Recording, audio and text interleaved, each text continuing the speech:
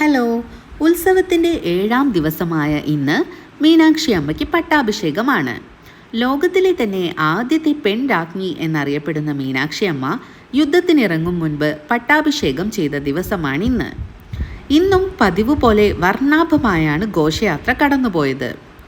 ഇനിയുള്ള ദിവസങ്ങളെല്ലാം തന്നെ വളരെ വിശേഷപ്പെട്ടതാണ്. ഇതാണ് മുളപ്പാരി നേർച്ച. ഇവിടെ ഉത്സവം, കല്യാണം തുടങ്ങിയ മംഗള ദിവസങ്ങളിൽ മുളപ്പാരി നേർച്ച നടത്താറുണ്ട്. ഇന്ന് പാണ്ഡ്യകുല രാജ്ഞിയായ മീനാക്ഷിയമ്മ വേപ്പിൻ പൂമാലയാണ് അലങ്കാരത്തിനായി ഉപയോഗിച്ചിരിക്കുന്നത്. കാരണം പാണ്ഡ്യകുലത്തിലെ രാജാക്കന്മാർ യുദ്ധത്തിനിറങ്ങുമ്പോൾ വേപ്പിൻ പൂമാലയാണ് ധരിക്കാറുള്ളത്. തേരിൽ പട്ടാഭിഷേകം സ്വീകരിച്ചു നിൽക്കുന്ന അമ്മ ഓരോ സ്ത്രീകൾക്കും അഭിമാനമാണ്.